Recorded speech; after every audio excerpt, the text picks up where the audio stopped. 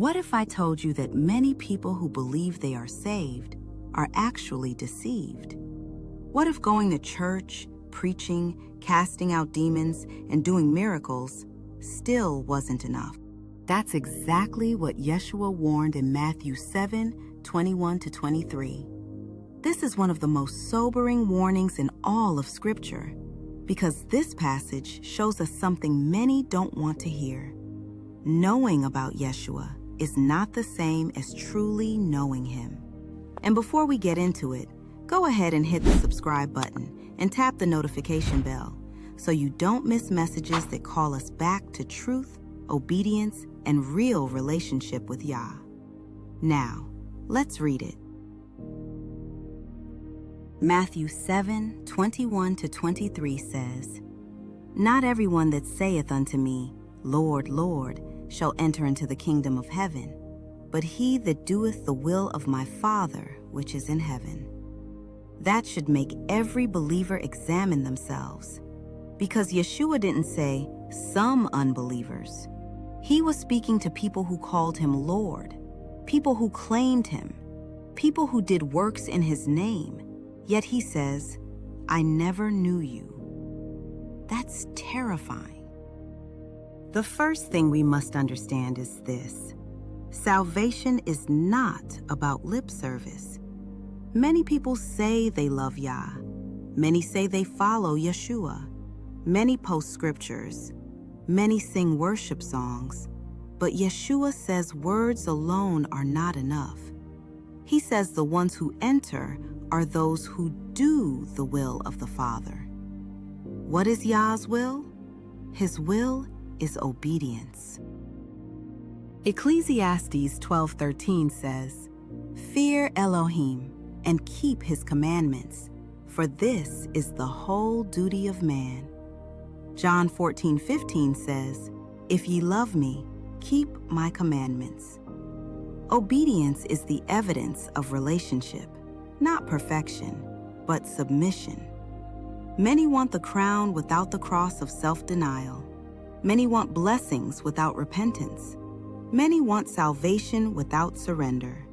But the kingdom doesn't work that way. Yeshua said in verse 22, "Many will say to me in that day, Lord, Lord, have we not prophesied in thy name? And in thy name cast out devils? And in thy name done many wonderful works?" Notice something. They had works. They had gifts. They had power. But gifts do not equal intimacy. A person can preach and still be lost. A person can prophesy and still live in rebellion. A person can know Scripture and still not know Yah. That's why this matters.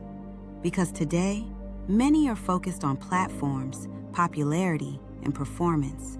But Yah is looking at the heart. He's asking, do you obey me when nobody is watching? Do you love righteousness? Do you hate sin? Do you repent when corrected? Or are you using my name while living your own way?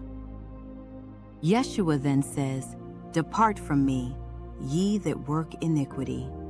Iniquity means lawlessness, living outside of Yah's commands, doing what feels right in your own eyes. This is huge because Yeshua connects rejection with lawlessness, not weakness, not struggle, lawlessness. There is a difference. Struggling against sin while seeking Yah is not the same as practicing sin without repentance. One is warfare, the other is rebellion, and rebellion separates us from Yah. So what do? First, examine yourself. 2 Corinthians 13:5 says, "Examine yourselves, whether ye be in the faith." Ask yourself, am I truly walking with Yah? Do I obey His word? Do I repent? Do I seek His will daily? Or am I just religious? Second, stop trusting works to save you. Works don't save. Faith in Yeshua saves. But true faith produces obedience. James said faith without works is dead. not because works save us, but because living faith changes us. Third, build relationship, prayer, fasting, reading the Word, meditating on Scripture, walking in the Spirit. This is how intimacy is built. Yah doesn't want performances. He wants your heart. Matthew 7:21-23 is not meant to condemn us. It's meant to wake us up.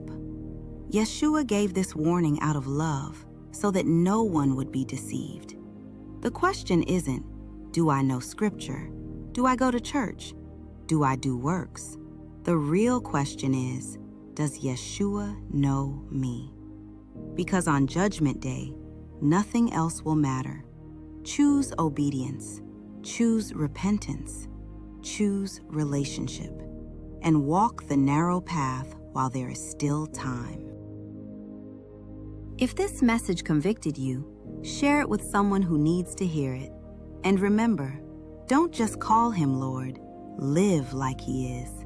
Before you go, tell me in the comments, what is one area where Yah is calling you from lip service into obedience? Let's examine ourselves together and encourage one another to walk in truth. Shalom.